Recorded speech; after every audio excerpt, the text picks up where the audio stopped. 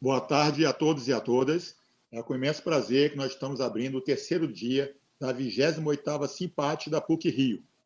Hoje nós temos como palestrante dois professores da casa, o professor Gustavo Robicho, do Departamento de Informática, e o professor Rafael Zaremba. Temos como tema de hoje da palestra como lidar com a dependência digital. Sejam todos bem-vindos. Lembrando que amanhã, né, o evento continua e também na próxima sexta-feira. Então, por favor, professores Gustavo e professor Rafael, sejam muito bem-vindos. Muito obrigado pela presença de vocês. Bacana, Roosevelt. Bacana estar aqui com vocês hoje. Queria agradecer o convite.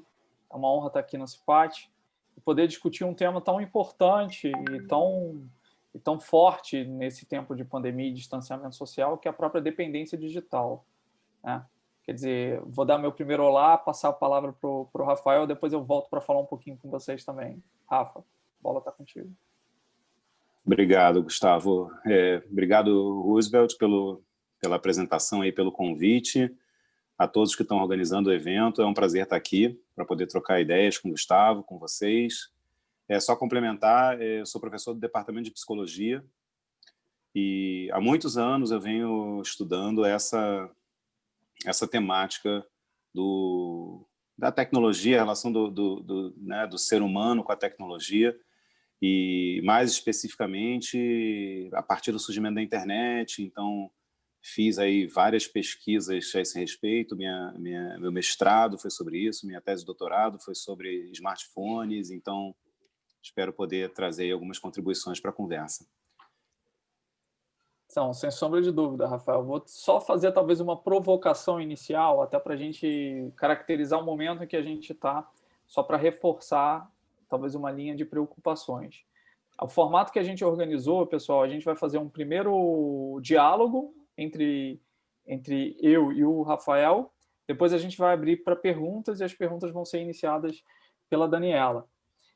A primeira questão que eu queria colocar é colocar o ponto, o momento em que a gente está, né? Quer dizer, é óbvio que ninguém nega a importância da tecnologia na nossa vida, muito em função até do próprio distanciamento social. Se não fosse a tecnologia, a gente teria mais dificuldade de nos manter ativos, né? Ativos profissionalmente, ativos socialmente, inclusive, relacionamento família, etc, etc. Então, ninguém nega esse momento em que a gente está. Ao mesmo tempo, né, quer dizer, o que a gente acaba percebendo é que a próprio uso excessivo de tecnologias, a própria dependência, a dependência não no sentido de excesso, mas as nossas atividades dependerem da tecnologia, faz com que a gente gere um uso excessivo desses instrumentos, né? A gente vive hoje numa sociedade conectada. Essa sociedade conectada, a gente interage, os nossos relacionamentos muitas vezes estão em redes sociais, os nossos diálogos estão sendo mediados por tecnologias, e existem empresas que fazem uso desse tipo de instrumento como parte do modelo de negócio principal deles. Então, eles fazem dinheiro com isso. Eles fazem dinheiro com as nossas interações. Todo mundo aqui provavelmente já usou rede social. A gente não paga para usar uma rede social. O que acontece? A gente dá os nossos dados e a rede social nos conecta com outras pessoas. Nos conecta com conteúdo, nos conecta com informação, nos conecta com nossos amigos, familiares, colegas de trabalho. O problema é que, na verdade, o modelo de negócio deles induz, e existem vários filmes bacanas que até para que vocês desenvolvam mais consciência, que é um dos pontos chaves desse diálogo que a gente vai ter com vocês hoje, o modelo de negócio deles induz com que a gente fique cada vez mais tempo presente e cada vez mais tempo conectado, porque eles ganham dinheiro com publicidade. É que nem a televisão também ganha dinheiro com publicidade. Ela bota os anúncios são patrocinados. Quanto mais anúncio você... A relação com a televisão é um pouquinho diferente. Nas redes sociais, por exemplo, quanto mais tempo você está usando redes sociais, mais tempo você tem para que eles induzam algum tipo de publicidade para você. Então, eles querem, de certa forma, que você passe mais tempo usando esse tipo de instrumentos. Óbvio que tem um lado positivo nos conectar com amigos, nos conectar com familiares, ter ferramentas de trabalho importantes, como é a própria ferramenta Zoom ou outras tecnologias. Ao mesmo tempo, a gente não pode exagerar. Tudo na vida tem um equilíbrio, tem um ponto de equilíbrio.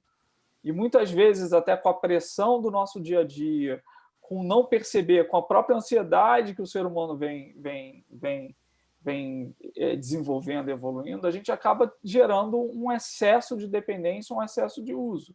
Ninguém discute, mas um fato importante é que, provavelmente, em tempo de pandemia, a gente está mais tempo conectado.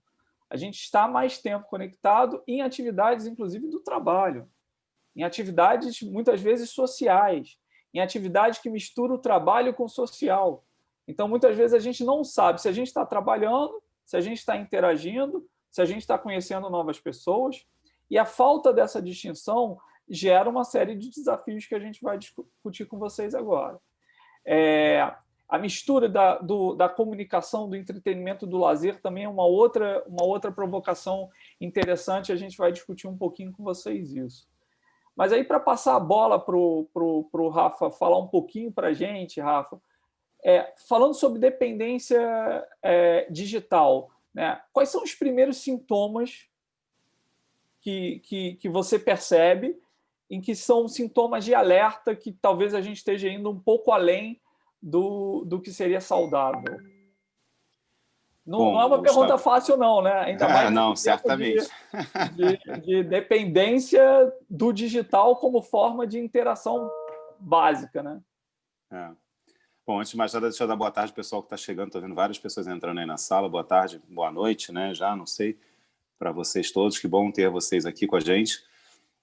É uma pergunta difícil, né? Mas eu acho importante, Gustavo, você fez uma distinção que eu acho muito importante reforçar, que é a diferença, né, entre uma dependência no sentido de você precisar utilizar as ferramentas digitais para poder, né, no momento que a gente está vivendo, manter a sua rotina de trabalho, como eu, por exemplo, né, tenho passado os dias na frente de telas por conta das minhas turmas aqui da PUC. Então, são ferramentas que permitem que a gente possa seguir com as nossas atividades, manter as nossas rotinas. Então, tem uma dependência nesse sentido, como você bem colocou, de precisar utilizar, e tem a dependência no sentido mais de algo que se assemelha a um vício, né? ou uma necessidade, no sentido não de você precisar daquela ferramenta para poder realizar uma tarefa, mas você ter a necessidade pela necessidade em si. É bom marcar essa diferença. E o Gustavo falou, né, de filmes que hoje levantam essa questão, discutem essa questão das tecnologias, e principalmente das redes sociais. Tem um muito recente, eu não sei quem de vocês aqui tem acesso à Netflix, mas imagino que algumas pessoas tenham. O Dilema das Redes está sendo muito falado, né? Não sei se alguém já assistiu, mas que fala sobre essa temática das redes sociais, de como funciona essa lógica que o Gustavo estava trazendo, do funcionamento das redes.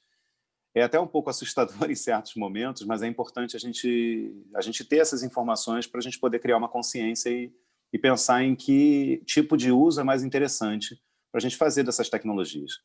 Porque, como você falou, Gustavo, hoje as ferramentas digitais estão sendo muito úteis em diversos sentidos, para aproximar as pessoas no momento em que a gente está precisando ficar distante, né? Tem essa questão do isolamento, do distanciamento social. Então, essas ferramentas aproximam a gente de certa forma, elas permitem que muitas rotinas de trabalho sejam mantidas de alguma maneira, só que tem o outro lado da história, né? Que é a gente começar a fazer um uso, às vezes, por uma questão de necessidade de momento excessivo, né? E aí as consequências desse uso excessivo. Então, como eu falei no início, desde que a internet apareceu, né, entrou em cena, lá no final da década de 90, que eu fazia parte de uma equipe de pesquisa no departamento de psicologia, ainda como aluno de graduação na época, e no meu processo de iniciação científica eu entrei para essa equipe de pesquisa e a gente começou desde muito cedo, né, de quando surgiu a internet, a gente começou a estudar a internet como um fenômeno que viria mudar a vida, né, de todos nós. E, de fato, o que a gente constatou foi que isso realmente aconteceu. E aí eu segui nessa linha até o final da minha graduação, eu fiz parte dessa equipe. Quando eu me formei, eu ingressei no mestrado e a minha pesquisa de mestrado seguiu nessa mesma temática da tecnologia e, mais recentemente, eu tive um intervalo entre o mestrado e o doutorado.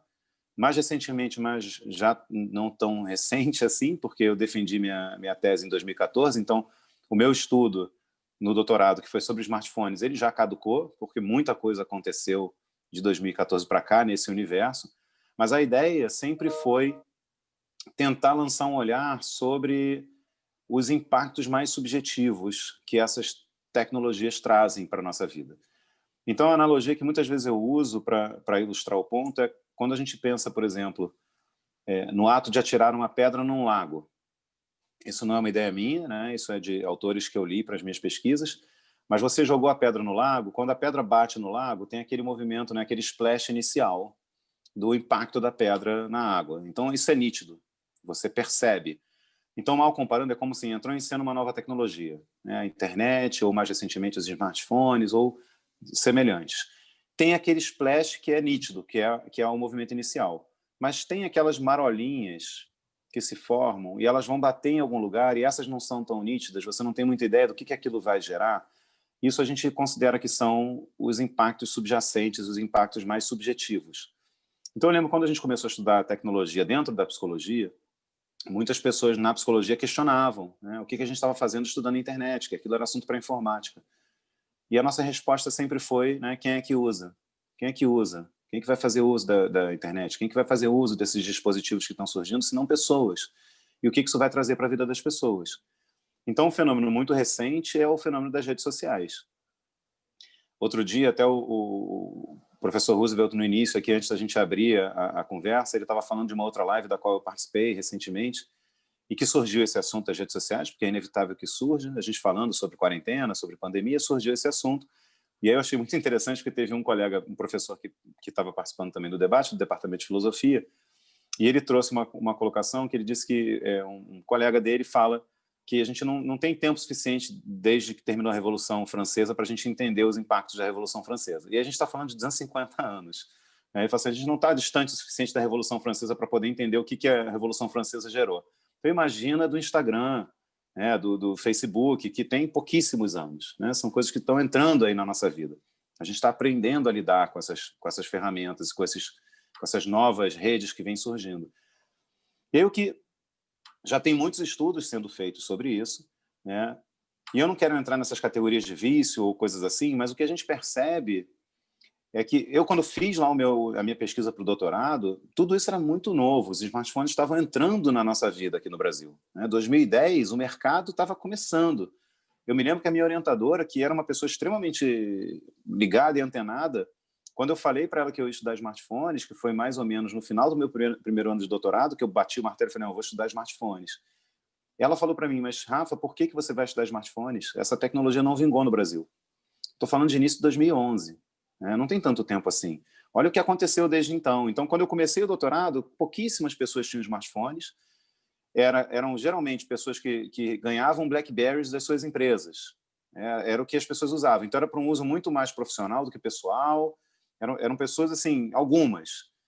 E quando eu terminei meu doutorado, praticamente todas as pessoas tinham os seus smartphones. Né?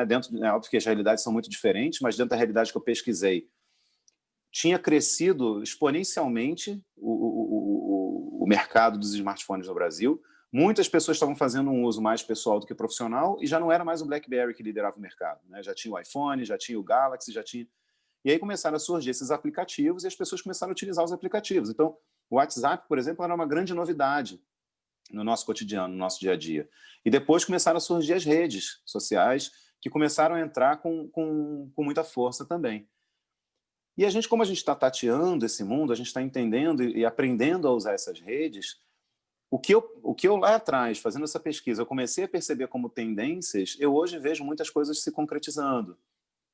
Então, a gente vê, né, muitas pesquisas que indicam que houve um aumento nos quadros de ansiedade, né, num nível que configura transtorno, ou quadros de depressão, por questões que, no início, quando os programadores, no Dilema das Redes, eles falam isso, os programadores, os desenvolvedores dessas tecnologias, quando eles desenvolvem com uma ideia em mente. Mas quando isso vai para o uso das pessoas, a gente transforma em outra coisa.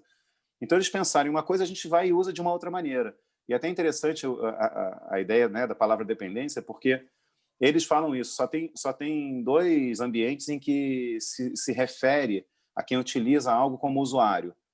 Usuário de drogas e usuários de redes sociais, né? Então, assim, eu não sei se é aleatória a escolha da palavra, mas tem essa coisa, né, de uma dependência num sentido não tão interessante.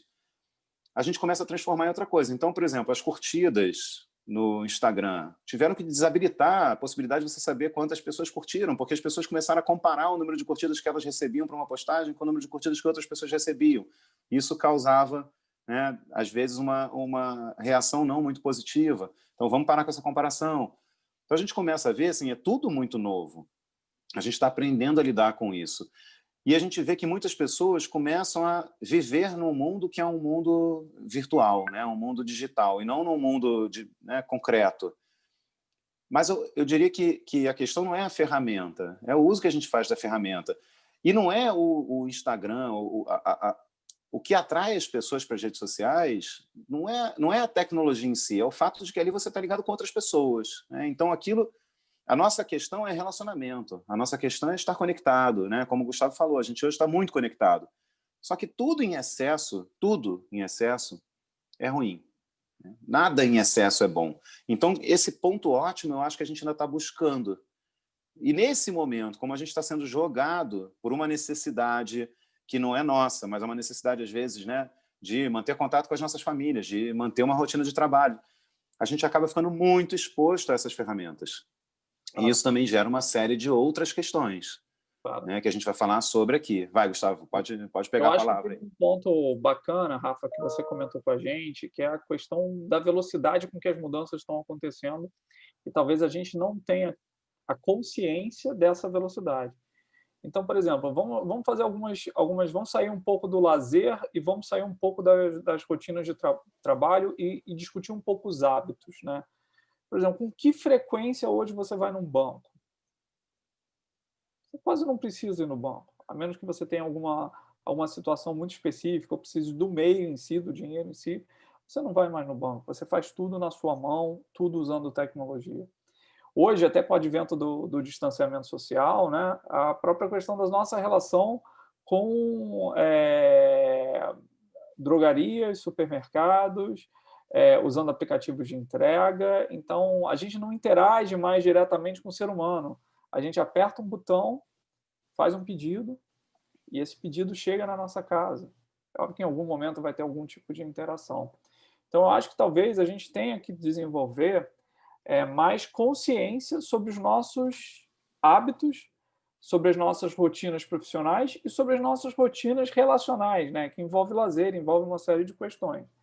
Então, eu fico muitas vezes pensando, né, e você chegou a abordar um pouco, Rafael, sobre a questão que tipo de malefícios pode trazer esse tipo de dependência, né? Você falou um pouco para a gente da questão da ansiedade. O que tem, além da ansiedade, dentro desse espectro um pouco mais amplo que a gente está... Qual é o impacto negativo que essa dependência pode trazer para a nossa vida? Se você pudesse falar um pouco sobre isso, seria bacana. Não, então, tem esse ponto, né, que você trouxe também. Eu acho que a questão da velocidade, né, o Mário Sérgio Cortella ele fala isso. A novidade não é a mudança no mundo, porque o mundo sempre mudou e ele vai continuar mudando. A novidade é a velocidade com que essa mudança está acontecendo, porque é tudo muito rápido. Né? Ele brinca com a ideia de que hoje é tudo fast. É fast food, é drive-thru. Né? Ele fala assim, é lava-jato. Né? Quem vai querer levar o carro num lava-lerdo? Imagina um lava-lerdo, você deixa seu carro lá, 3 dias depois você vai buscar, ele está limpinho, cheirosinho. Mas você não quer. Você quer entrar de um lado, você não quer nem sair do carro.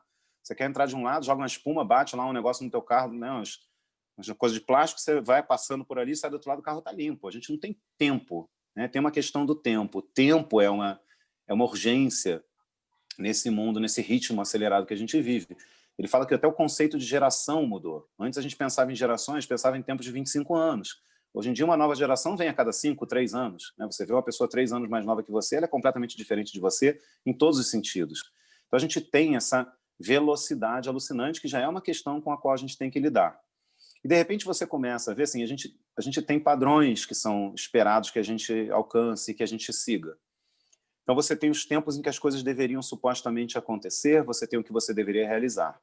Quando você vai para um Instagram da vida, por exemplo, você está o tempo inteiro tendo acesso não à vida de outras pessoas, porque aquilo ali não é a vida das outras pessoas, aquilo ali é o que a pessoa escolhe mostrar sobre a vida dela.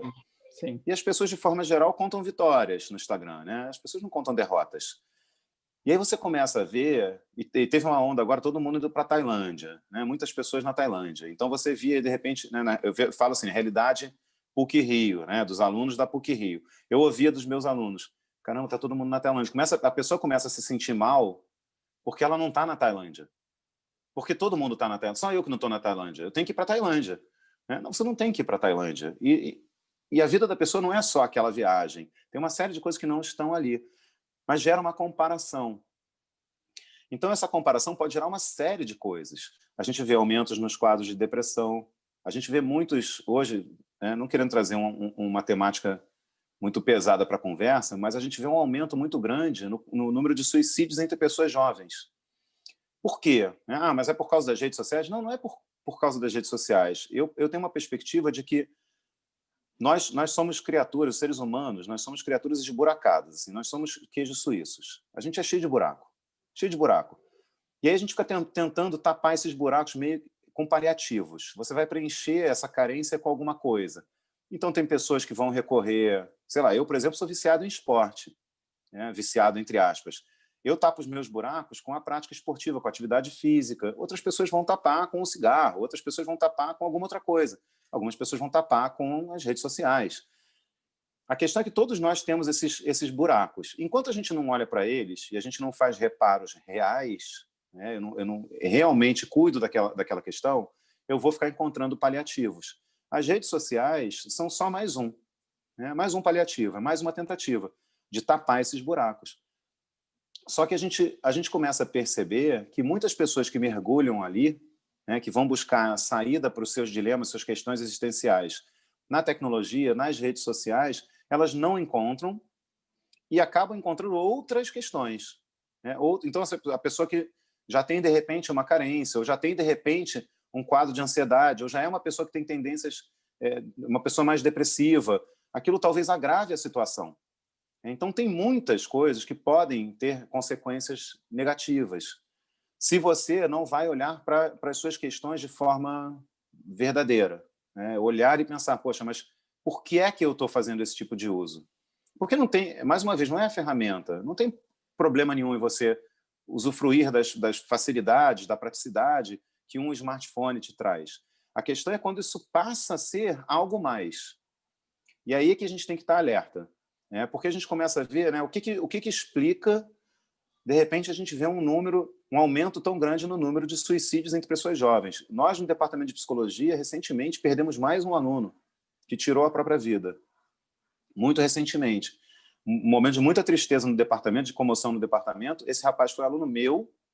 Então, assim, quando eu recebi a notícia, foi um choque para mim também, porque ele era uma pessoa... Tipo, assim, eu não consegui perceber nesse rapaz, né, algo que demandasse uma atenção especial e de repente ele não estava mais aqui com a gente. E a gente começa a pensar, tem toda uma questão hoje, né, do propósito, de você ter um sentido para a sua vida, que tá muito em pauta essa discussão, e de repente você começa a ver, e você começa a fazer comparações, e você começa a ver, poxa, a minha vida é muito ruim, né? Muitas vezes, se eu não tenho uma força, eu começo a me comparar e eu começo a achar que a minha vida é muito ruim. Eu não tenho um objetivo, eu não tenho um propósito, e de repente aquela outra pessoa parece ter uma vida tão boa. Então a gente tem que tomar muito cuidado com isso. Eu acho que para pessoas que já, de alguma maneira, estão fragilizadas, tem muitos perigos na lógica das redes. Tem muitos perigos. Então, às vezes, tem mecanismos, né, concretos que podem ser usados. Você tem, por exemplo, o Instagram, por exemplo, ele vai te dizer quanto tempo você permaneceu nele. Então, você pode tentar, de alguma maneira, criar algumas estratégias, mecanismos de defesa mesmo. Como é que eu me protejo, né, de mim mesmo, para eu não criar uma relação que passe de uma coisa saudável. Quanto tempo eu estou conectado por dia? Quantas horas eu estou usando por dia? Tá atento a essas coisas. Rafa, até para provocar, talvez uma dentre as N questões aí que a gente pode, até daqui a pouquinho a gente já vai abrir para perguntas, mas inclusive para a própria indústria de tecnologia isso passa a ser uma preocupação, né? Porque o que a gente comenta é que a tecnologia, na verdade, é um acelerador de algo, se a gente eventualmente tá tendo algum tipo de uso, ou até algum tipo de desvio de uso que passa a ser exagerado, o que as redes sociais, o que os aplicativos vão fazer é com que, na verdade, a gente faça isso com mais frequência, com mais intensidade, e se a gente não desenvolver a consciência, né, isso talvez seja uma resposta de algumas tecnologias específicas, porque eles perceberam que em determinado momento vai dar ruim, né? Quadros depressivos, quadros de ansiedade, quadros de irritabilidade, né? Eu vejo muitas vezes as pessoas irritadas com poucas coisas e talvez a tecnologia esteja amplificando isso. Então, você deu o exemplo do Instagram, que é muito bacana. Um outro exemplo que eu recomendaria que todo mundo usasse, que você comentou também, é os próprios aplicativos, e mais do que os aplicativos, os nossos celulares estão vindo com a contabilização das horas que a gente está dedicando. E a contabilização das horas e com o que eu estou usando. Se eu estou usando, por exemplo, para responder e-mail, se eu estou usando para responder WhatsApp, se eu estou usando para entreter, consultar notícias, enfim, ela apresenta isso para a gente. Então, talvez uma primeira dica de como sair dessa, né, seja que a gente comece a desenvolver, se conheça. Eu acho que conheça os nossos hábitos e como esses hábitos estão qualificando. Até a gente podia fazer uma enquete aqui daqui a pouco, se as pessoas quiserem se manifestar, seria bacana, quem faz uso desse tipo de informação. Quem já olhou no celular quanto que você consumiu de horas diárias na semana passada? A gente vai se surpreender, talvez até negativamente, porque é uma coisa que está tão próxima da gente, né? A gente está aqui nesse bate-papo, mas eu estou com o meu celular aqui, você deve estar com o seu celular aí, a gente está recebendo estímulo, a gente está sendo provocado para interagir com o celular, isso está sendo contabilizado. Até o isso da atenção, né? Que é uma outra coisa.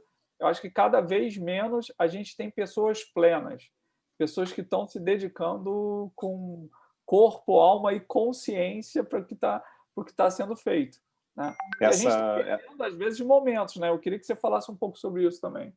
Não, eu ia pegar exatamente esse gancho do que você trouxe. Um dos conceitos também, um autor que eu estudei quando eu estava fazendo minha pesquisa de doutorado, ele fala de um conceito de presença ausente, né? Nós estamos com essa presença ausente. Nós estamos em todos os lugares ao mesmo tempo e, consequentemente, em lugar nenhum. Porque a partir do momento que eu tenho um dispositivo que me conecta com tudo e com todos, eu posso estar em qualquer lugar, mas eu dificilmente estou 100% presente.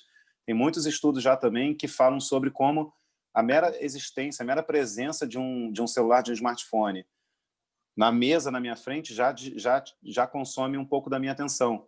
Então, tem algumas coisas, eu lembro muitos anos atrás, quando tudo isso ainda estava muito no início, e aí a gente ainda está muito no início, mas quando estava mais ainda no início, quando a gente ainda se comunicava por e-mail, né, que hoje já não é mais tão comum, e-mail hoje já ganhou uma outra função, mas quando a nossa ferramenta de comunicação era e-mail, a gente recebia e trocava muitos e-mails, e não eram necessariamente só e-mails de trabalho, era uma ferramenta para comunicação pessoal também. Um amigo meu, a gente cria mecanismos de defesa, então um amigo meu falou: eu agora decidi que eu não vou mais acessar o e-mail durante o dia. Eu vou acessar o e-mail 2 vezes por dia. Uma vez às 10 da manhã e uma vez às 10 da noite. O resto do dia eu não vou mais acessar e-mail. Aí eu perguntei para ele, mas como você vai fazer? Porque os e-mails vão continuar chegando, né? As pessoas vão continuar mandando e-mails para você nos horários, entre esses horários. Aí ele, não, eu vou mandar um e-mail para todo mundo dizendo que eu só respondo e-mail às 10 da manhã e às 10 da noite. Nesse meio tempo não adianta mandar e-mail que eu não vou responder. Ele estava tentando se proteger. Só que é muito complicado, porque a gente vai para uma lógica de conexão 24 horas por dia, 7 dias por semana. Então, tem uma confusão também que as pessoas fazem, né, essa lógica 24/7, de achar assim, ele está disponível o tempo inteiro. Quando você não está disponível, você está acessível. Mas estar acessível não é sinônimo de estar disponível.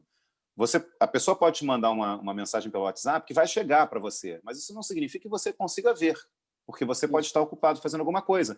Mas existe uma expectativa de uma resposta imediata. Então, isso gera uma pressão por atender às demandas prontamente.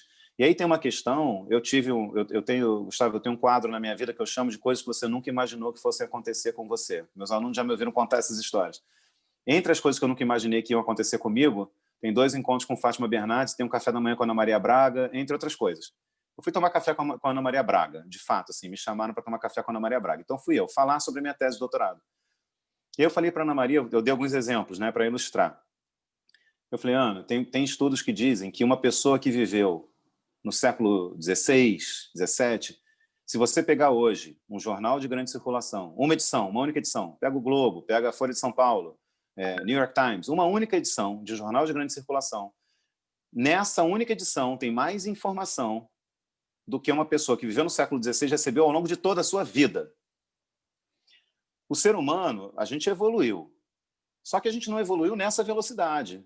A gente tem limitações, mas a quantidade de estímulos e de demandas aumentou exponencialmente. Então a gente está o tempo inteiro sendo demandado e a gente não dá conta de tudo isso.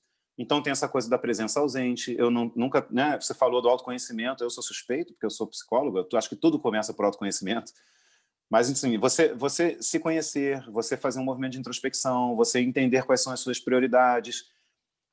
Só que eu acho que cada vez mais, por conta dessa superestimulação e da tecnologia, né, que preenche cada fração de segundo, eu vejo muito, né, hoje a gente está nesse sistema remoto, mas quando a gente está no campus, eu vejo muito as pessoas transitando pelo campus sempre com o olho na tela. A pessoa está cruzando de um pilotis para o outro, ela está aproveitando aquele tempo para responder uma mensagem, responder alguma coisa e tal. Ela não está ali, né? Ela está meio que vagando ali pelo campus enquanto ela atende aquelas demandas que ficam acumulando enquanto ela está na aula. Isso quando ela não responde na própria aula. Mas, enfim, se ela respeita o tempo da aula, ela vai ter um acúmulo de coisas que aconteceram naquele tempo, que ela vai ter que dar conta em algum momento. Então, esse momento é um momento que eu falo assim, se um tempo atrás você entrasse no metrô ou no ônibus e você fosse fazer um percurso, né, o seu trajeto da onde você mora até a PUC, não sei quanto tempo leva, mas vamos supor que você leve meia hora, uma hora e meia, enfim, depende, né, de onde a distância que você mora da PUC. Se você entrou no ônibus, no metrô ou em qualquer outro meio de transporte e você não tem o smartphone e você não levou um livro e você está sozinho, você não tem muitas opções. Você vai ou dormir, ou você vai conversar com estranhos, que ok, é uma possibilidade, ou você vai pensar na sua vida. Porque você não tem nada que preencha aquele tempo. Só que hoje, quando você anda com um dispositivo na sua mão o tempo inteiro, você está o tempo inteiro preenchendo o seu tempo com alguma outra coisa. Você está no WhatsApp, ou você está vendo uma série que você baixou, você está matando esse momento da introspecção, de você pensar na sua vida. Então eu tenho uma percepção que cada vez as pessoas se conhecem menos, e aí vira um efeito bola de neve. Quanto menos você se conhece, menos você sabe o que é importante para você. Quanto menos você sabe o que é importante para você, menos você consegue administrar suas prioridades e, consequentemente, o seu tempo. Mais você vive em função da urgência, daquilo que parece ser urgente. E aí mais ansioso você se sente. Mais você acha que você está sempre tendo que apagar um incêndio, você está sempre em crise. Então é um efeito bola de neve. A gente tem que, né, dar um stop nisso. E aí passa por nós mesmos criarmos essas defesas. Né? Como é que eu me protejo? É uma coisa que o Gustavo falou. Tem essas ferramentas. Né? Procurar entender como é que eu estou fazendo uso disso. Está sendo uma coisa que está sendo interessante para mim ou está sendo uma coisa que está, de alguma maneira, me prejudicando em algum ponto? Né? Como que eu freio isso? Tem dispositivos que você pode criar bloqueios nas próprias redes. Né? A partir de determinado bloqueia, você não pode mais entrar. Né? Tem como você fazer essas coisas, mas depende primeiro de você olhar para você mesmo, verdadeiramente. Você olhar e pensar, poxa, isso aqui está sendo interessante para mim? E não tem uma forma, não tem uma, tipo, não tem certo e errado. É o que faz sentido para você. Sim, é o que faz sentido para você. Eu acho que tem uma provocação interessante, talvez para a gente trazer um pouco para a questão da rotina de trabalho, né? Quer dizer, eu acho que a gente os seus exemplos foram muito bacanas do a gente entender que a gente já estava com um problema antes da pandemia, né? Que era um problema que vai muito além do distanciamento social, vai muito além talvez essa maior necessidade de uso de tecnologia que a gente tem hoje. Né, que é a questão de, ainda na linha dar algumas dicas de como sair dessa, você falou duas palavras que foram palavras que são extremamente importantes. A primeira é o seguinte: a gente tem que definir os nossos limites. E mais do que só definir os nossos limites, até para que a gente chegue nesse nosso entendimento de modo saudável de trabalho, tem a própria questão de auto-organização. Eu sinto muitas vezes que esse excesso de estímulo que você comentou é e-mail, é WhatsApp, é reunião no Zoom, é o telefone que toca, é a sua família que está interagindo contigo dentro do ambiente de trabalho, então cada vez menos privacidade.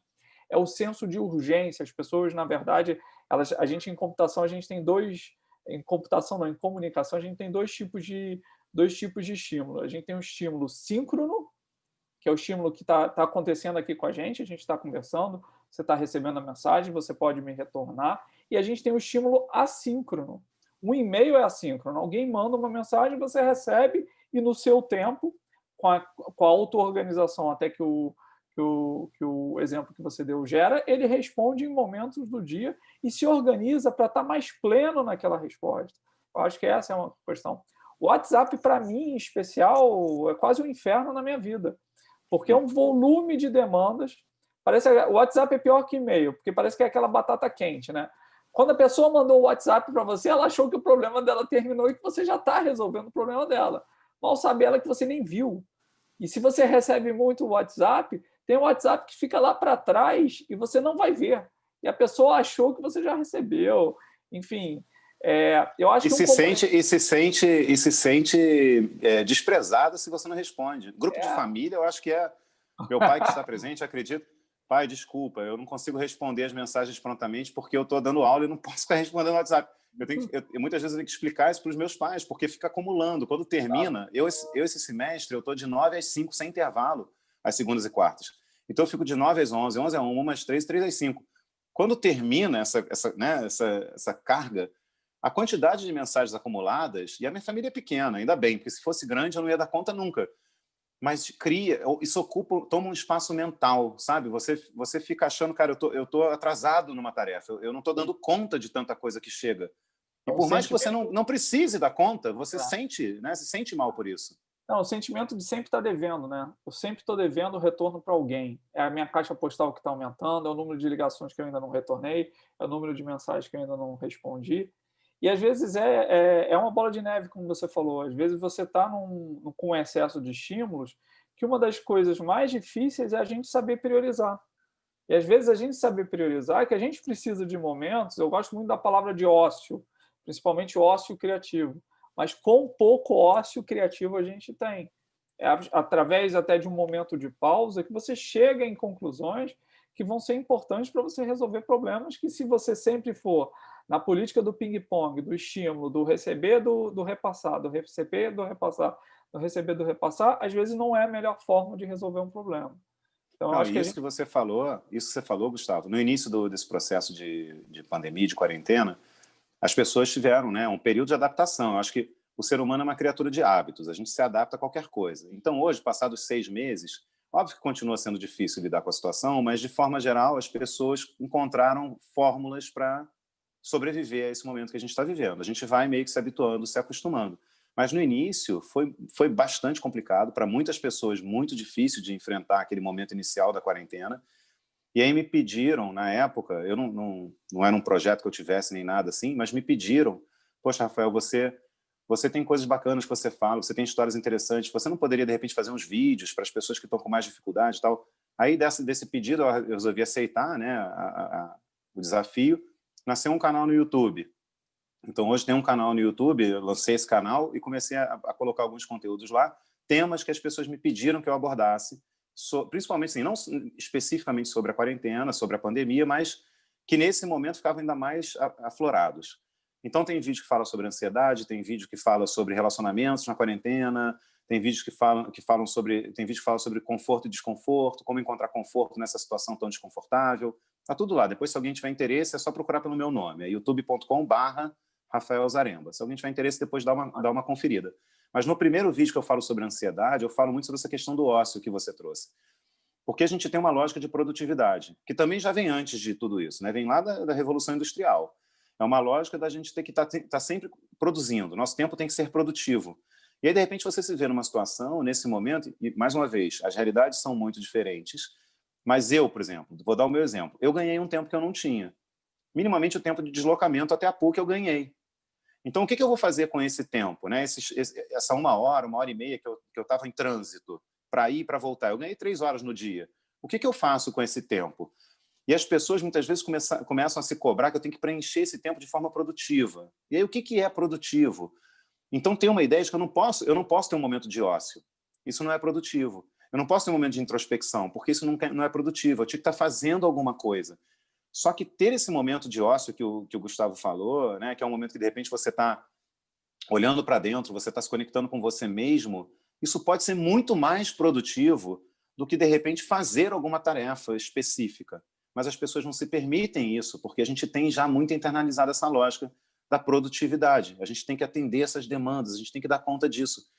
Eu me lembro que no início da minha pesquisa no doutorado, quando ainda era, né, o BlackBerry era o principal dispositivo no que diz respeito a smartphones, teve uma entrevistada minha que ela falou que ela não conseguia, o BlackBerry tinha aquela luzinha vermelha, para quem lembra, uma luzinha vermelha que ficava piscando quando tinha alguma notificação, alguma coisa nova que tinha acontecido ali.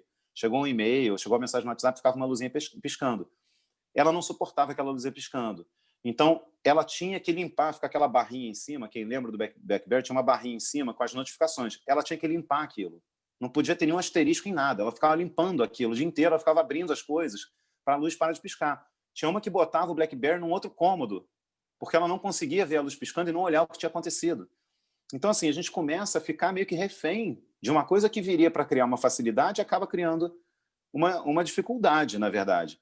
Então, só que isso é uma questão nossa, não é o dispositivo. É como eu me relaciono com o dispositivo. Essa lógica que já está tão dentro da gente, que a gente tem que estar produzindo, a gente tem que estar atendendo, a gente tem que estar fazendo. Então, outra dica que eu daria para vocês, pessoal, vou falar para vocês, é assim, é libertador de verdade, tá? Eu desabilitei tudo no meu WhatsApp. Tudo. Não tem tiquezinho azul, não tem visto por último, não tem nada disso. O WhatsApp se torna um instrumento de tortura. Às vezes as pessoas visualizam a tua mensagem e não respondem para te torturar. Então é melhor para você não saber se a pessoa visualizou ou não. Não sabe, desconfigura. Notificação por push. A sua tela aparece na tua tela quando acontece alguma coisa. Desabilitei tudo, não aparece nada na tela do meu smartphone. Nada. Se eu quero ver as mensagens no WhatsApp, eu tenho que entrar no WhatsApp. Não vem na minha tela. O meu celular não ilumina em momento nenhum, a não ser se alguém me ligue. Se alguém me ligar, ninguém me liga, né? Porque as pessoas não ligam mais para ninguém. Então não tem nada aparecendo. Então eu consigo ficar mais focado, mais concentrado nas minhas atividades, porque eu não estou sendo distraído pela tela o tempo inteiro iluminando porque chegou alguma coisa. Então, minha sugestão, desconfigura, desabilita tudo. Tudo. É libertador, de verdade. Faça a experiência. É libertador. Porque, assim, às vezes não dá para você simplesmente tirar, né? Vou excluir o WhatsApp, vou excluir o Facebook, seria mais libertador ainda. Mas às vezes é meio utópico. Então, desabilita todas as notificações instantâneas, desabilita tudo, desabilita o tiquezinho azul, tudo. E vê se não é libertador. Eu falo por experiência própria, eu me senti tão melhor depois que eu fiz isso. É uma provocação para que a gente reduza os estímulos e possa, na verdade, ter mais propriedade sobre as escolhas que a gente está fazendo. Eu acho que a gente tem que ter voz mais ativa. Eu queria, a gente já está chegando no tempo da gente abrir para perguntas e aí provocar. Primeiro que essa dica final foi muito boa, melhor do que essa, só desligar por um tempo seu celular, que também ajuda e tranquiliza bastante vocês. Então, além dos estímulos, se você tiver um pouco mais de ansiedade, um pouco mais de dependência desse tipo de instrumento, ficar sem o instrumento durante algum tempo também ajuda. Queria convidar a Daniela para fazer a primeira pergunta para a gente. Dani. Vamos lá. Boa noite a todos. Primeiro, eu queria, antes de fazer minha pergunta, eu queria só avisar ao pessoal que está aí assistindo a palestra, né, que vocês coloquem o nome de vocês no chat, se vocês quiserem fazer algum tipo de pergunta. Algumas perguntas já foram feitas, realizadas aí no chat, e o pessoal está controlando para poder depois passar para os palestrantes. Mas coloca o nome de vocês aí, e que a gente vai abrir o microfone para algumas pessoas, infelizmente, tem muita pergunta, né? Mas a gente talvez não consiga fazer todas, mas aí depois a gente encaminha essas perguntas para os professores e depois, no tempo deles, quando eles puderem, eles vão estar respondendo. Bom, eu tenho um grande problema porque, assim, eu estou cada vez mais conectada, como todo mundo, por conta da pandemia, né? E a gente fica conectada, como vocês falaram, né? Para ver os familiares que não podem estar junto com a gente nesse momento e tal. Ver a questão de redes sociais. Hoje em dia, a rede social é uma ferramenta de propaganda do nosso trabalho, então, se a gente não está botando um post todo dia lá, o nosso trabalho fica para trás e os outros aparecem muito mais do que o nosso. Mas a gente fica até sem música quando a gente está sem internet, né?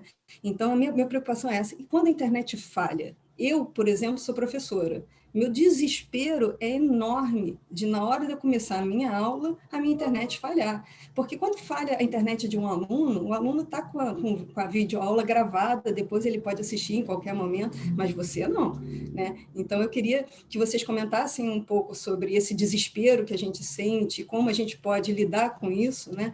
E eu queria também só jogar uma outra coisa, e quanto à insônia, a gente está ligado o tempo todo na rede. E aí, na hora de fechar o olho para dormir, quando o sono não vem, o que a gente faz? Então, duas perguntas super bacanas, né? Na primeira, para a aula, né? Quer dizer, eu acho que a gente está num momento em que a gente precisa repactuar os nossos protocolos, né? Quer dizer, por exemplo, numa turma, né? Eu gosto sempre de, numa abertura, fazer um processo onde a gente combina a regra do jogo, combina os momentos de interação, combina. Isso é libertador, né? Porque a gente qualifica quando a gente espera feedback, em que momento a gente espera feedback, com que frequência a gente espera feedback, mas acaba sendo uma negociação. Então, porque cada professor é único, cada aluno é único. Se a gente combinar todos os alunos com o professor, a gente vai ter um cenário que é um cenário complexo, não é trivial, Dani, resolver essa questão. E aí já vou passar para o Rafael, mas para a insônia, eu acho que primeiro, é super importante você desligar, você tem um momento de afastar, coloca o celular em outro cômodo, desliga muitas vezes o celular, coloca para hibernar. Hibernar funciona super bem para mim, que ele já não toca, não coloca nenhum estímulo e já respeita mais esse meu momento. Existem até alguns aplicativos que usam técnicas, né, de apoio à meditação, enfim, e podem ajudar também, podem te ajudar a entrar em um outro momento que seja mais propício para a questão do sono. Não que isso vá resolver, mas eu acho que isso vai ajudar um pouquinho. Passar para o especialista, para o Rafa falar um pouco para a gente. Não, acho que nessa linha que o Gustavo trouxe, tem algumas atividades que não são recomendáveis antes de você dormir, né? Para praticar esporte não é recomendável. Você fazer atividade física vai te despertar. Então, da mesma forma que é mais interessante você fazer atividade física na parte da manhã, para que à noite você, né, esteja cansado e não alerta, uma coisa que nos estimula demais é a tecnologia. O celular, sei lá, o tablet. Então, uma coisa que assim, básico, um cuidado básico, evitar levar para a cama, evitar ficar... Tem pessoas que tentam dormir, ficam mexendo no celular para esperar o sono vir. Aí o sono não vem, porque o celular te desperta. Então, assim, troca por alguma coisa... Livro, geralmente, dá muito mais sono. Então, se eu pudesse dar uma sugestão básica, assim, de ordem prática, se você vai, né, deitar para tentar dormir, pega um livro em vez de pegar... Não lê na tela do tablet, procura ler em papel, porque isso vai te gerar mais... Né, vai facilitar a vinda do sono. A tela ela é muito estimulante, então a gente acaba ficando mais desperto, mais ligado. Quanto mais cedo você conseguir se desconectar e desligar, eu vi, o Jefferson botou aqui no chat que ele se permite usar até às 8 horas. É pensar em estratégias assim, né? Eu tenho tipo um toque de recolher da tecnologia, a partir dessa hora eu não mexo mais nisso, eu vou fazer alguma outra coisa. E aí pode ser, né? Se você gosta de ler, procura ler um livro em papel em vez de ler numa tela. Se você, né, é adepto de alguma prática de meditação, fecha os olhos, faz um trabalho de respiração para você poder centrar, para você poder organizar a tua energia. Tem coisas que são simples de fazer, que vão te deixar num estado mais favorável para você ter uma qualidade de sono melhor. Então, esse é um ponto. Em relação às aulas, Daniel, eu acho que não tem... Assim, outro dia aconteceu comigo, o meu Wi-Fi falhou, faltou luz, caiu o Wi-Fi. Assim, eu acho que todos nós estamos entendendo que pode acontecer do lado de lá e do lado de cá, né? Então, eu consegui voltar depois, me desculpei com a turma, e, enfim, é isso, né? A gente vai meio que se organizando. O ponto é a gente pensar... Tipo, hoje a gente precisa, né, das ferramentas para poder ter o acesso, ter o contato com as turmas. Mas o fato dela não existir, né, eu vou dar um exemplo diferente, né? Eu tive uma turma uma vez na aula presencial na PUC, faltou luz. Só que era, sei lá, era 1h da tarde. E faltou luz. O que isso impede de ter o encontro? Para mim não impede nada. Aí eu encontrei uma menina que não foi. Era a turma de 1 às 3, quando deu umas, sei lá, de 11 a 1, estava tudo certo, quando eu medi pouca faltou luz. De 1 às 3, eu fiz normalmente o encontro, né? As pessoas vieram e a gente conversou e falou sobre o que tinha que falar. Eu só não pude usar a projeção, eu não pude usar, né, as ferramentas tecnológicas, mas a gente teve o nosso encontro. E aí depois eu encontrei uma menina que não tinha ido. Ela falou, mas teve aula, estava faltando luz. Eu falei, mas tudo bem, eu não fico burro porque faltou luz, né? Eu não esqueço o que eu vou dizer porque faltou luz. Aquilo ali, para mim, é uma ferramenta que me ajuda mais vocês do que a mim, que é para vocês acompanharem. Se é uma situação que fugiu do seu controle, né, caiu a conexão, paciência, acontece, a gente está meio que tendo que jogar com isso. O que eu tenho feito, Dani? Eu sempre entro em 2 dispositivos, eu entro em um pelo Wi-Fi e outro pelo 4G. Então eu fico salvo, assim, eu brinco com a minha turma que eu tenho um alter ego que fica na sala sempre, porque eu tenho 2 perfis que estão sempre conectados. Um está no 4G, o outro está no Wi-Fi. Se eu morro em um, no outro eu estou vivo. Então é a estratégia que eu estou usando para poder continuar conectado. Mas eventualmente acontece, cai, a conexão trava, né? Outro dia teve um problema no Zoom, a gente não conseguia usar o Zoom. Faz parte, né? Todo mundo está sabendo que isso pode acontecer. Então é isso, é você fazer esses acordos, você deixa, se acontecer alguma coisa, depois a gente vai encontrar uma solução, vai repor. Paciência, né? Não está tanto no nosso controle. Perfeito, pessoal. Cássia, eu acho que você está controlando aí as perguntas. Você pode abrir o microfone. É o Renzo, né? O Renzo que está com... Renzo, por favor. O Renzo já me passou aqui as perguntas, gente. Oi, boa noite para todos. Enfim, tem algumas perguntas, assim, as perguntas são bem interessantes. Bem, professores Gustavo e Rafael, vamos iniciar. Primeira pergunta, muito interessante a menção sobre criar consciência. Poderiam mencionar o uso do treinamento do Mindfulness como abordagem profilática e terapêutica para a dependência? Eu, particularmente, acho que é um bom caminho. Eu acho que é um caminho justamente de criar consciência e instrumentos para que você possa desenvolver. Eu super recomendo, acho que é um caminho importante, né, dentro desse... Para quem não é familiarizado com o termo, né, mindfulness é como uma prática de meditação, né? Não é exatamente uma prática de meditação, mas é algo semelhante no sentido de que você se foca na sua atenção, você se volta para dentro, né? É um momento que promove introspecção, é você desacelerar um pouco. Então, qualquer atividade, acho que não à toa a gente está vendo um movimento nesse sentido. Não à toa na PUC, não agora, né? Mas enfim, a gente tinha toda quarta-feira, tinha aquele momento, né, da meditação ali no anfiteatro.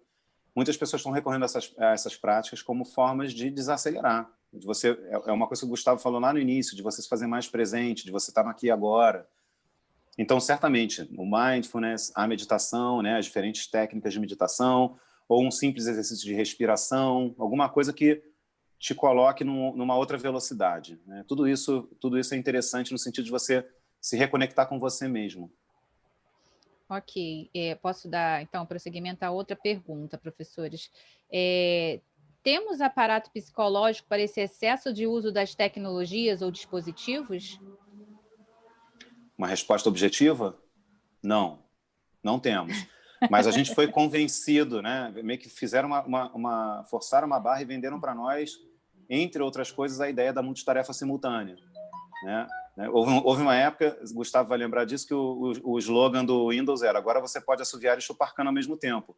Não pode. Se você for assoviar e chupar cana, você vai cuspir todo o caldo de cana. Não dá. São 2 atividades que não se conciliam. Mas quiseram vender para nós essa falácia da multitarefa simultânea. A gente começou a acreditar nisso, né? Que a gente dá conta de fazer várias coisas ao mesmo tempo. Não, pessoal, a gente não dá conta de fazer. A gente não é máquina, a gente não é preparado para isso. Óbvio, tem atividades, tipo escovar o dente e assistir televisão. Beleza. Por quê? Escovar o dente não demanda a tua atenção consciente. A partir do momento que você aprendeu a escovar o dente, você não está escovando o dente pensando esquerda, direita, para cima e para baixo. Você não está pensando nisso, você está só fazendo o gesto e você pode se concentrar em uma outra atividade.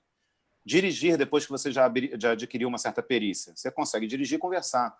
Mas vai tentar conversar com alguém quando você está aprendendo a dirigir.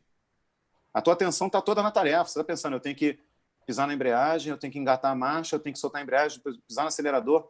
Quando você conseguiu adquirir essa proficiência, que a sua atenção consciente não está mais ali, você consegue ouvir música, conversar com alguém, mas você não consegue mandar mensagem no WhatsApp. As pessoas querem mandar... Você vai usar as mãos para você digitar um texto. Então, assim, não casa uma atividade com a outra. a gente fica achando, dá para fazer tudo. Eu já ouvi muitas vezes de alunos e alunas, eu consigo prestar atenção no que você está falando e ficar no WhatsApp. Não, não consegue. Você não vai ter nem aqui nem lá. Você vai estar mais ou menos em cada um dos lugares. Nós não somos equipados para isso.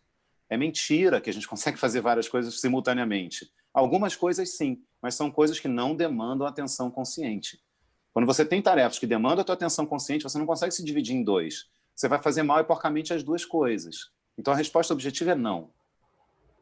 Ok, professor. Também é professor Rafael, essa pelo tipo da pergunta, você acha que o uso da internet, principalmente rede social, será limitado por questões de saúde ou pelo menos será sugerido o uso moderado em algum momento? Não acredito, assim, no sentido de vir de alguma instância, eu acho que podem ter recomendações, mas não uma restrição objetiva. Eu acho que vai acontecer naturalmente por parte das pessoas que utilizam. Acho que a gente vai chegar em um lugar, mais uma vez, a gente está tateando esse universo, a gente está aprendendo a usar. Eu acho que vai chegar num ponto que talvez as pessoas comecem a ganhar essa consciência e perceber que extrapolou o que é interessante. Eu vou segurar. Acho que naturalmente a gente se protege, pessoal. O ser humano, ele se defende, ele se protege.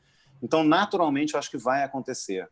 Eu não acredito que venha uma ordem, né, ou uma coisa assim, não vai poder. Nisso eu não acredito. Mas eu acho que nós vamos criar esses limites por conta própria. Ok. Também, professor Rafael, você acha que o uso do Instagram pode levar a pessoas com comportamentos mais impulsivos? Eu acho que não é o Instagram necessariamente, mas eu acho que a lógica do smartphone. Por que eu escolhi estudar smartphone no doutorado? Porque eu acho que o smartphone na minha forma de entender, ele é o dispositivo que representa a pós-modernidade. A pós-modernidade é como os pensadores desse mundo contemporâneo que a gente vive chamam esse momento. Então, a gente pega, por exemplo, um pensador como o Bauman, que fala, né, da questão líquida, né? Todos os títulos dos livros dele, muitos têm a palavra líquida, amor líquido, modernidade líquida. O que ele está falando? A gente vive num momento, segundo esses estudiosos, de fluidez, de liquidez. As coisas meio que se esvaem entre os dedos, você não consegue pegar muito, é tudo muito instantâneo, é tudo muito efêmero, é tudo muito imediato. E eu acho que o smartphone ele representa esse momento de uma maneira muito emblemática, porque ele te traz uma agilidade muito grande. Então, acho que não é só o Instagram, é a lógica que se instaura, né, que nesse momento a gente está vivendo, de uma velocidade alucinante, e esse dispositivo que atende a algumas demandas. Então, eu acho que o Instagram ou qualquer outra, mais uma vez, não é a ferramenta, é a gente. Um dia, enquanto a gente podia, né, ainda frequentar o campus antes da quarentena, eu estava na AFPUC tomando meu café da manhã, e aí nós, funcionários somos filiados à AFPUC, nós temos algumas regalias, certo? A nossa fila é diferente. Se eu chego e faço um pedido e chega um aluno e faz o mesmo pedido, não é nenhum preconceito em relação ao aluno, mas eu tenho prioridade. Então, eu chego lá e peço o meu pão na chapa e o meu café com leite. Se chega um aluno e pede um café com leite e um pão na chapa, ele vai esperar porque o primeiro a sair vai ser meu, né? Porque a gente tem a compreensão de que eu não posso chegar atrasado na minha aula, ele, de repente, pode chegar um pouquinho. Então, eu estou ali, quanto tempo leva para sair o meu pão na chapa e o meu café com leite? Sei lá, no máximo 5 minutos, se tanto. Não leva quase tempo nenhum. Nesse tempo que eu estava ali esperando, tinha uma menina do meu lado, uma aluna, não sei de que curso, e nesse tempo, se eu pudesse mostrar para vocês, vai ficar difícil, mas eu vou tentar. Ela estava com o dispositivo dela, o smartphone dela na mão, e ela fez esse gesto aqui, eu não sei quantas vezes, eu perdi a conta, chegou uma hora que começou a me angustiar, porque ela desbloqueava a tela, ela entrava no aplicativo e fechava o aplicativo, ela entrava em outro e fechava. Ela não via nada, efetivamente. Ela não entrava para ver alguma coisa. Ela simplesmente abria e fechava os aplicativos freneticamente, ininterruptamente. E eu fiquei olhando para aquilo e falei assim, ela não está olhando o WhatsApp para ver se tem alguma mensagem, ela não está olhando o Instagram para ver se aconteceu, se tem alguma postagem interessante. Ela está simplesmente preenchendo o tempo dela, aquele momento de vazio, de ócio que o Gustavo falou, enquanto ela espera o pedido dela, ela está preenchendo isso com esse gesto de abrir e fechar os aplicativos. Mas isso não é culpa do Instagram. Isso não é o Instagram. O Instagram é só uma ferramenta que permite que ela faça isso. Mas isso já provavelmente é uma questão dela, anterior. Se não fosse o Instagram, se não fosse o smartphone, ela faria de outro jeito. Ela teria o mesmo comportamento usando alguma outra coisa. Mas aí tem o que o Gustavo trouxe também, que é a questão de que esses dispositivos aceleram. Eles aceleram mais as coisas. Então, talvez potencialize uma questão que já existia antes. Nesse sentido, sim. Mas o Instagram não é o vilão da história. Ele não é o demônio. Não é assim, a gente não vai se livrar dos nossos problemas se a gente parar de usar as redes sociais. Não é isso que a gente está querendo dizer. Só que a gente tem que ter consciência no uso, porque pode tornar exponencial um problema que a gente já tem. É uma questão que a gente já tem. Ok, professor. Agora, professor Gustavo. Professor, na sua visão, em que nível as tecnologias que estão sendo desenvolvidas hoje contemplam a impossibilidade do ser humano de dar conta de tanto estímulo? Eu acho que é uma boa pergunta, justamente numa provocação. Primeiro que, na verdade, assim, a palavra que eu queria destacar antes de responder é a escolha, né? Nós temos escolhas, nós temos que nos manter tendo escolhas. Esse é o primeiro ponto e o ponto importante. O que a tecnologia faz pela gente é acelerar o processo, é fazer com que, na verdade, eu tenha uma ferramenta que resolve um problema de maneira mais rápida, de maneira mais veloz. Então, existem ferramentas que fazem com que, na verdade, a gente tenha filtros, por exemplo, filtros de mensagens, limite, entra muita coisa, mas eu quero priorizar aquilo que de fato é importante para mim. Eu acho que a gente tem que priorizar esse tipo de funcionalidade, mais até do que tecnologia, e esse tipo de instrumento nos ajuda. A gente até deve buscar mais instrumentos como esse para que a gente possa lidar com a velocidade, com o volume de informação, com os excessos que esse mundo digital está trazendo para a gente. Então, se de uma forma a tecnologia nos atrapalha, a gente tem que buscar tecnologias que nos ajudem a lidar com esses colaterais. Então, não respondi de maneira objetiva, mas eu queria destacar essa linha de pensamento e provocar você que fez essa pergunta a buscar esse tipo de instrumento. Ok, agora eu não sei bem se é para os dois ou se é para um específico, mas assim, a pessoa queria sugestão de leitura e estudo a respeito do tema, sobre filmes, documentários, que diz que viu o dilema das redes e privacidade hackeada e ficou apavorada. É apavorante mesmo. É apavorante. Mas a vida tá um pouco... Eu, mais do que um livro específico, mais do que um... Eu acho que as pessoas elas têm que ler mais sobre ética e privacidade. Eu acho que, de maneira geral, a gente precisa refletir mais sobre aquilo que a gente está vivendo. A gente precisa, na verdade, interpretar mais a consequência do uso daquilo que a gente está fazendo e, a partir disso, que a gente possa fazer o nosso próprio juízo de valor, se é para mim ou se não é para mim. Sempre, obviamente, observando excessos, enfim... Acho que talvez o Rafael tenha uma indicação mais de orientação. Rafa, não sei se você tem alguma referência. Se né, a pessoa que fez a pergunta tiver interesse em ler sobre essa questão dos impactos subjetivos e né, mais dessa leitura da psicologia, eu sugiro a professora Ana Maria Nicolassi da Costa. Procurem artigos, livros. A professora Ana Maria Nicolassi da Costa foi até recentemente professora do Departamento de Psicologia. Ela foi minha orientadora nessa pesquisa que eu mencionei que eu fiz durante a graduação e foi minha orientadora tanto no mestrado quanto no doutorado. É uma pessoa que tem muitas pesquisas nessa área aqui no Brasil.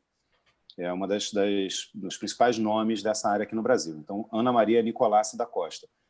E tem muitos estudos e pesquisas de autores fora do Brasil. Então, um grande nome na área é a Sherry Turkle. Eu posso depois botar aqui no chat esses nomes. Sherry Turkle, procurem os livros da Sherry Turkle. Don Tapscott é outro autor americano que também estuda essa questão da relação, né, da tecnologia, né, e seres humanos, essa interação. Então, são 3 nomes aí que podem abrir frentes. Tem vários outros. Eu estou dando 3 nomes que podem levar as pessoas a outras referências, mas são 3 dos principais pesquisadores nessa área. A minha dissertação de mestrado, a minha tese de doutorado, se alguém tiver interesse, elas estão disponíveis na biblioteca da PUC, então é só procurar pelo meu nome. Lá também, não precisa nem ler a tese, mas vai nas referências bibliográficas, vocês vão encontrar várias referências de pessoas que estudam nessa linha, né, que fazem pesquisas nessa linha. Então tem aí algumas sugestões para quem quiser ler alguma coisa. Em relação a filmes, esses 2 que foram citados, eles são realmente assustadores, mas eu acho que são necessários, né? Tanto Privacidade Hackeada como o Dilema das Redes. E tem vários outros filmes do gênero que estão disponíveis nessas plataformas como Netflix ou YouTube, né? Ou, enfim, É só a pessoa procurar por essa temática que ela vai encontrar. Ok. Agora aqui, uma das últimas perguntas, professor, dentre os dependentes digitais que procuram ajuda profissional, as terapias utilizadas precisam ser mantidas por longo tempo e os que conseguem voltar a ter uma relação saudável com a tecnologia são a maioria ou minoria nos casos? Existe estatística disso, dados? Tá, eu sinceramente não sei responder a segunda parte da pergunta, eu não conheço, talvez existam, eu não conheço estatísticas ou dados de grau de efetividade de algum tipo de terapia nesses casos. A primeira pergunta não tem uma resposta objetiva, porque aí depende muito do que a pessoa está buscando.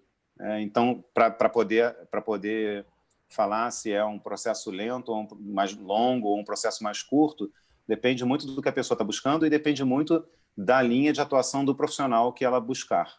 Na psicologia, a gente tem diferentes linhas de atuação no que diz respeito à prática clínica. Então, depende muito da abordagem que a pessoa procura. Tem algumas abordagens que têm propostas de terapias mais breves e tem outras que têm propostas de um processo mais extenso, mais longo.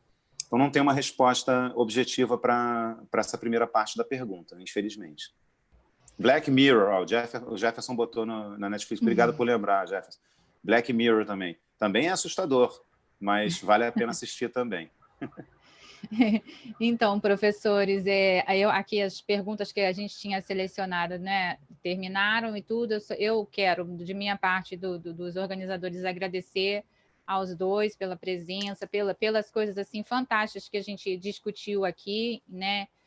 E isso é uma temática que, assim, eu agora estou vivenciando um pouco mais de perto, algumas coisas estão acontecendo em termos de problemas com postura e vista, e isso tudo justamente por causa da utilização mais, assim, massificada dessas tecnologias, porque eu costumo dizer, enquanto profissional e pessoa, eu costumo dizer que eu sou uma excluída digital. Por que eu digo isso? Mas é uma escolha minha. Eu não me permito ficar escrava da tecnologia. Então, eu não tenho Instagram, eu não tenho essas coisas, mas é por opção própria. Eu acho que eu não preciso, e até então vivi super bem sem isso. Agora, nesse momento de pandemia, eu estou passando por uma situação de ter que usar um pouco mais, de ter que fazer reuniões e uma série de coisas, mas assim, por uma necessidade do momento. Mas a minha escolha é ficar um pouco à margem dessas questões, e eu acho que isso me ajuda bastante. Essa questão da respiração, por exemplo, eu faço sempre ao dormir, antes de dormir, na verdade, essa respiração, esse exercício para me acalmar, eu tomo muito chá. Então, assim, tudo que vocês comentaram e falaram, eu em si, né, no meu dia a dia, procuro fazer. Às vezes não consigo tudo, mas eu tento utilizar. Então, muito obrigado por essa exposição, pela ajuda de vocês em relação a isso, né, pela clareza com que vocês expuseram os temas, e agora eu vou passar, se vocês não tiverem mais nada para né, discutir nesse momento, para o professor Russo, então. Posso só falar uma palavra aqui? Só para avisar o pessoal que perguntou aí em relação a referências, eu coloquei os autores que eu citei, eu coloquei os nomes no chat para as pessoas poderem ter. Coloquei também o link para o meu canal no YouTube, se alguém tiver interesse, né, em depois dar uma olhada nos vídeos. E só para né, complementar uma fala da Cássia, a questão da respiração, né, em casos de ansiedade, muitas vezes eu tenho ouvido muito isso também das pessoas que estão se sentindo mais ansiosas por conta desse momento que a gente está vivendo. Uma estratégia simples e eficaz de combater esses picos de ansiedade é respirar. Então, muitas vezes a gente respira errado, e ao respirar errado, a gente acaba dando informações para o nosso organismo que só agravam a situação.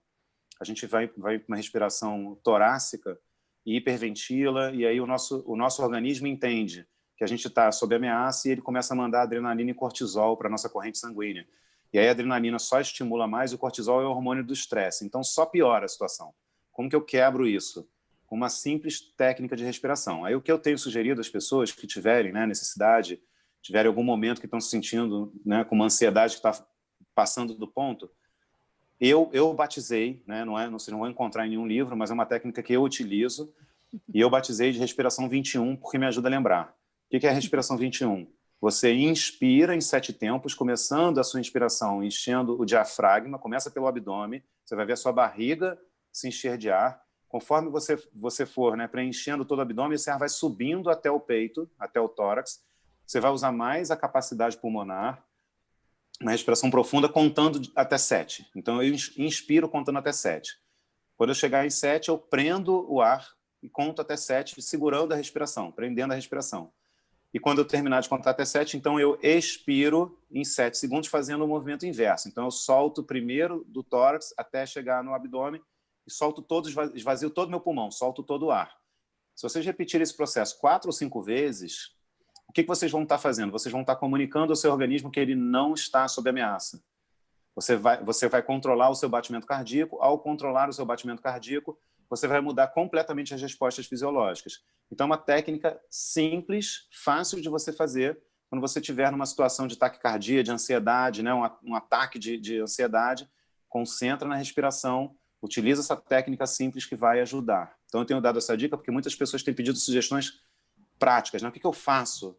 Isso é uma estratégia simples, fácil de você implementar, que fica aí de sugestão para quem tiver em algum momento. Antes de dormir também é interessante fazer. No mais, eu quero agradecer mais uma vez o convite, a oportunidade, agradecer ao Gustavo aí pelo papo também, me colocar à disposição para quem tiver interesse. Eu sou fácil de achar, é só vocês me procurarem pelo meu nome, vocês me encontram em todas as redes pelo meu nome. Eu estou no Instagram, @Rafael Zaremba, no Facebook é Rafael Zaremba, no YouTube é Rafael Zaremba. Em todos os lugares eu estou com o meu nome mesmo. Estou à disposição para tentar, né, se tiver alguma outra questão, alguma outra dúvida, tentar esclarecer. Então, agradeço mais uma vez, quero desejar uma excelente noite a todos e a todas que estão aí presentes conosco. Professores, eu estou vendo aqui no chat muitos elogios, acho que o pessoal gostou muito do tema, e eu agradeço muito a vocês. Queria passar a palavra rapidinho aí para o Gustavo, para ele dar as considerações finais dele, e depois a gente entra com o nosso presidente aí da CIPA para fazer o encerramento do dia de hoje. Então, eu também agradeço. Eu acho que foi uma oportunidade de troca, né? Uma oportunidade de diálogo, uma oportunidade da gente buscar, talvez, caminhos, orientações. Eu acho parabéns aí para todos os organizadores. Contem comigo. Depois, se vocês quiserem fazer rodadas mais específicas, com provocações mais específicas, a gente pode tentar fazer algumas interações nesse sentido. Agradecer a parceria aí com o Rafael. O Rafael, foi muito bacana a interação. E, mais uma vez, parabéns para a CIPA, parabéns para todos os organizadores. Gostei muito de estar aqui com vocês hoje.